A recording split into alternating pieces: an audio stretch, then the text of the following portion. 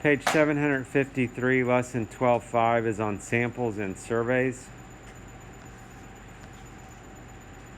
So one thing is when we're collecting data, there's different types of data. There's called quantitative data and qualitative data. They sound really similar to each other, but they are different. So quantitative data, if you can think of the word quantity, a quantity has to do with a number. So quantitative data has units and it can be numerically compared. So for example, if we're comparing people's ages or weights or amounts of time. Qualitative data, it's a quality, so it's like a description of something. It describes a category. It can't be measured or numerically compared, or it doesn't make sense to compare it numerically. So for example, if we have hair color is a quality. It's not a quantity. It's not a number. There's no units with that. Attitude also is a quality. Zip code has a number, but it doesn't really make sense to compare zip codes. Like, oh, I've got a higher zip code than you. I mean, what's that even mean? It's just a random number that got associated so that they can deliver your mail to you, basically.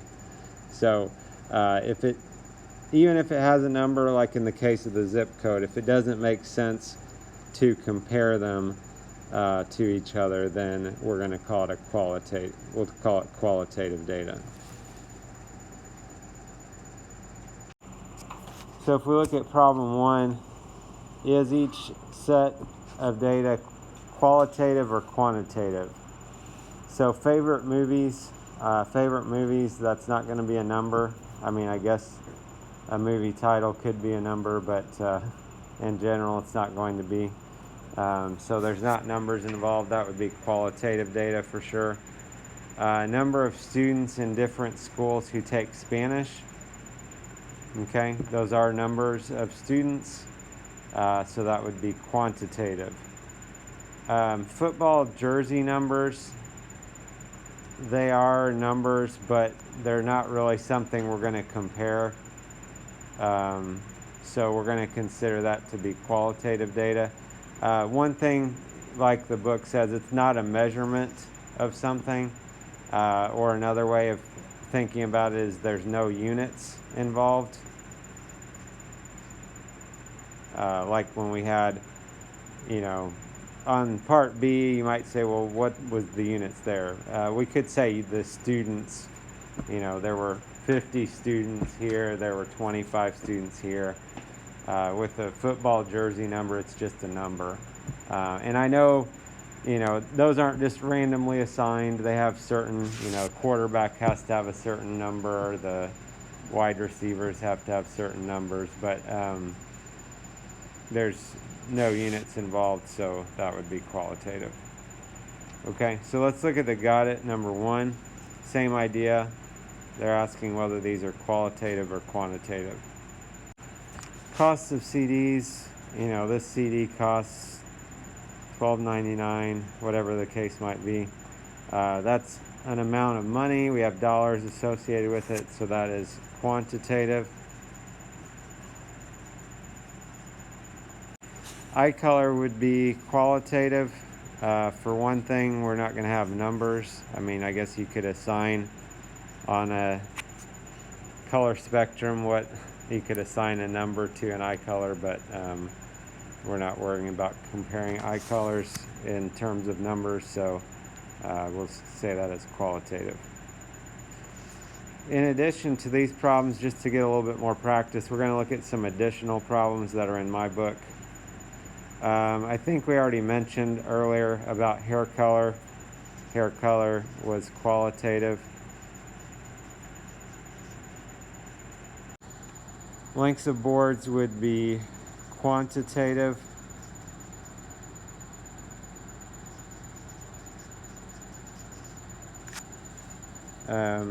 This board is 8 feet long. This board is 3.5 feet long, whatever. Ages of students would be also quantitative. There's a lot of T's in these words. Quantitative, 13 years old, 48 years old, whatever the numbers are. For age, you have years, and it's something we can compare.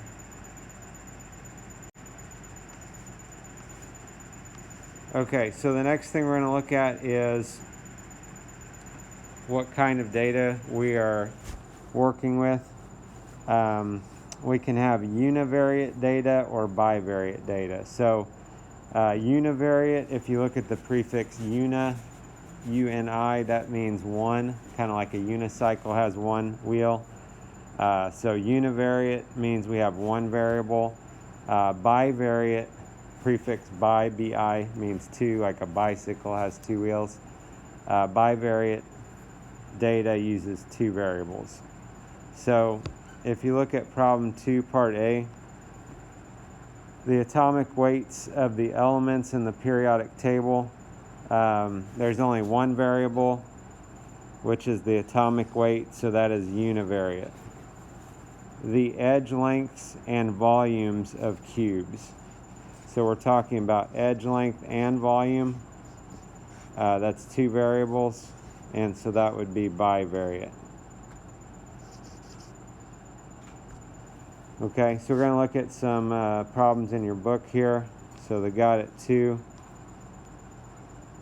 Univariate or bivariate. Heights and weights of mammals. So that would be bivariate. We have two variables, height and weight.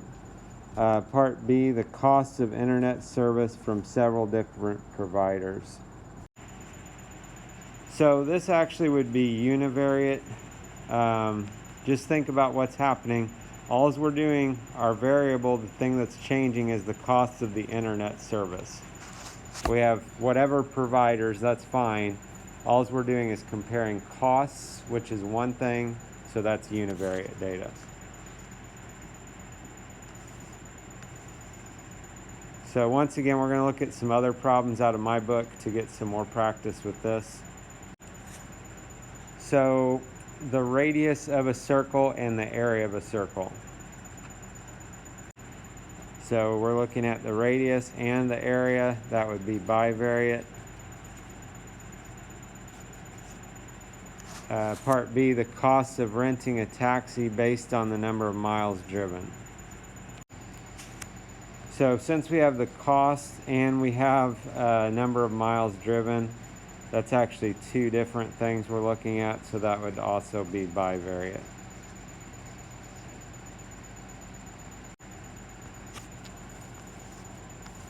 We'll look at the bottom of the page. Statisticians collect information about specific groups of objects or people. The entire group that you want information about is called a population. Sometimes a population's too large to survey everybody. Then they just survey part of that people, and they try to get a representative sample, and it is called a sample. So a sample is just a part of a population that should be surveyed. Surveyed. Okay, part of the population that is surveyed is a sample. And we're going to talk on the next page in your book about the different types of samples that we might make. So the top of 755 talks about the different sampling methods. So one sampling method is random. So random, I think you're probably familiar with what random means. So an example would be we draw names out of a hat. Okay, everybody's name's in there. We just draw names out, and whoever's names we draw, we ask those people these questions. Another sampling method is called systematic. So systematic, we have a certain system of how we're going to ask people. So maybe we will survey every 5th person. Okay, if there's a certain system of how we ask people, then that's called systematic. And then a third option is called stratified. Stratified, we separate populations into smaller groups and then randomly sample within each group.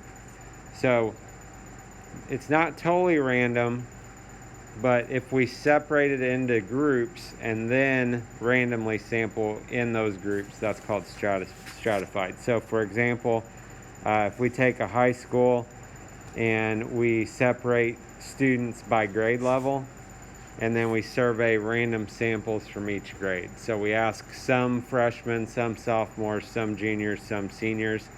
That's called stratified sampling. And stratified, just FYI, this comes from the word stratum, which means layers.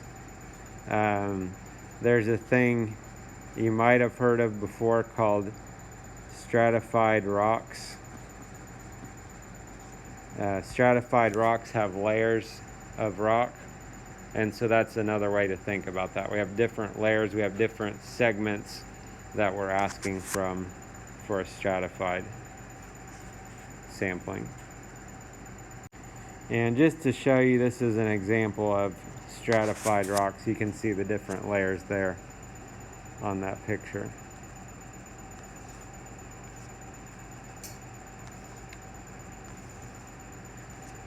So problem 3, you want to find out how many DVDs students at your school rent in a month. So you interview every 10th teenager you see at a mall. What sampling method are you using, and is this a good sample? So since we're interviewing every 10th person, that would be systematic. This really, though, is not a good sample, though, because we're trying to find how many DVD students at our school rent. So if we're going to the mall, a lot of these people are not going to be going to our school, and so that is not going to be a good sample. Okay, so we can talk about not only what type of sampling method we're using, but is it a good sample or not. But got it 3, you revise your plan and interview all students leaving a school assembly who are wearing the school colors. Will this plan give a good sample, and explain? So these are a little difficult to come up with at times maybe, but the book's saying here no. If you're using a stratified sampling method, you should sample at random from each group. And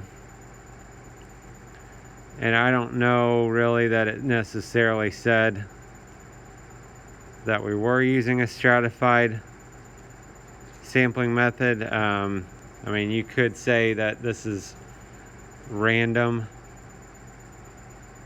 sampling, but it kind of could go either way, I guess. But I guess we don't have, it's not totally random, because it's not everybody's names being drawn in. It's just if you happen to be wearing that color, I guess. And it's not systematic because we're not doing like every 5th person, every 20th person. So I guess stratified would be the only other possibility, but we're not separating into smaller groups. We're not saying that we're specifically asking people out of each grade level. So this might not be the best sampling method.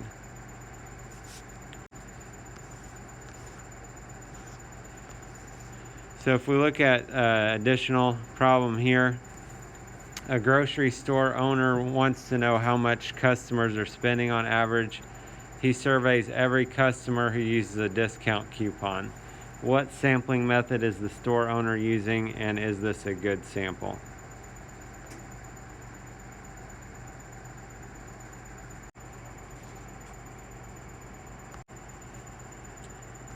This is a little bit vague as far as the sampling method as well. You could say maybe that he's using a stratified sampling method. This might not be a good sample though, because customers using coupons might tend to buy bargains and low cost items. So, if we're trying to figure out how much money they're spending,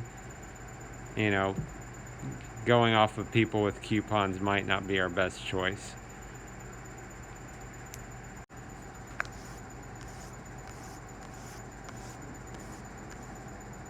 Okay, next thing we're going to talk about is bias. So, survey question has bias when it contains assumptions that may or may not be true. Bias can influence opinion and can make one answer seem better than another. Survey questions must be carefully worded to avoid bias. So, on problem 4, reporter's trying to find out what kinds of movies are most popular with local residents. So he asks, or she asks, do you prefer exciting action movies over boring documentaries? Obviously, that is bias. Exciting action movies, boring documentaries, okay? They've got these adjectives in there that makes action films sound more interesting. So how could problem 4 be reworded so it's not biased? Basically, we just take out the words exciting and boring. Do you prefer action movies or documentaries? And all of a sudden it's not biased anymore.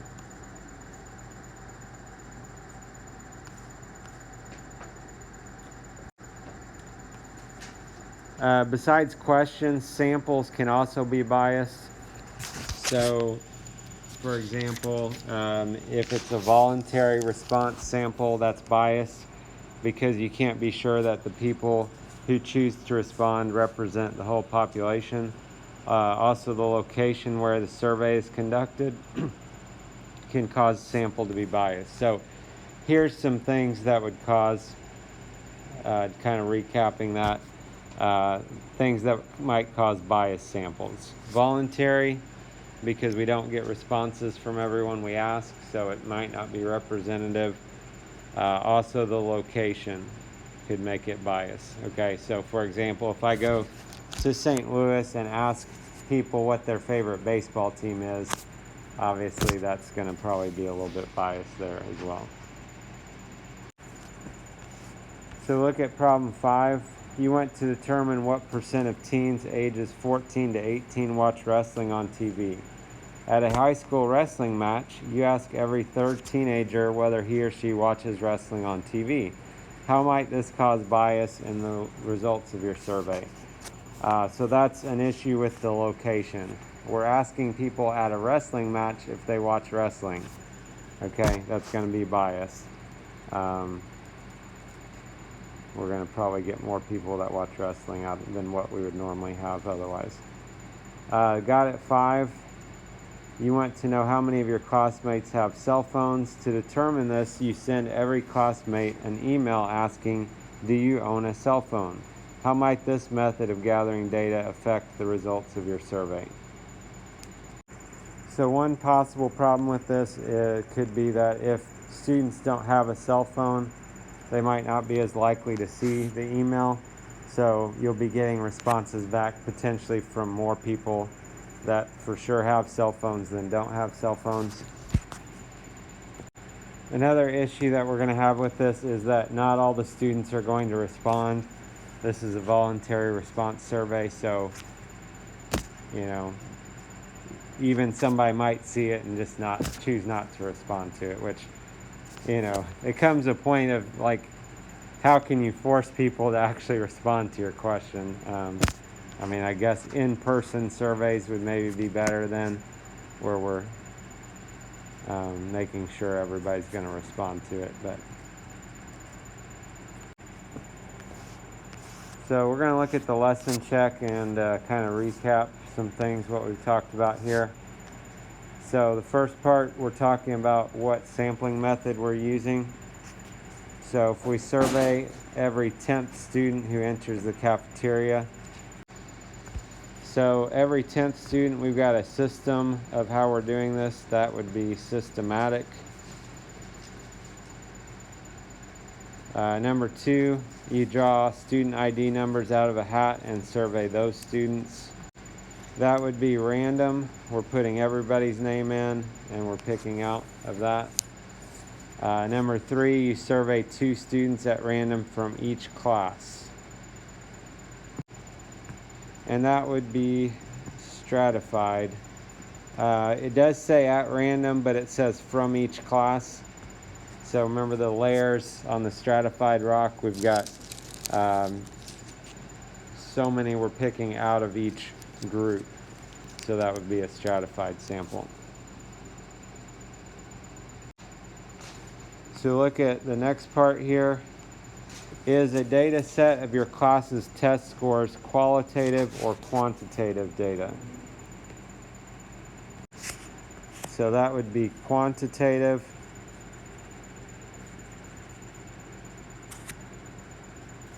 We've got numbers that we're going to compare. They've got percents as the units, I guess. Explain why do you prefer delicious fruit or plain vegetables for a snack food as a biased survey question.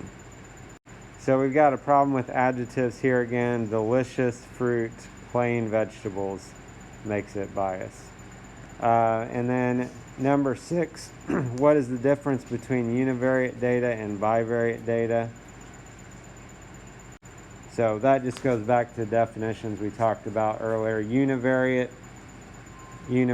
involves one variable,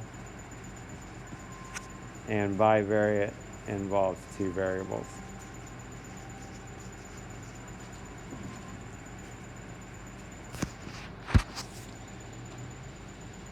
So this gives you an idea of how to work with some things dealing with samples and surveys. Have a good day.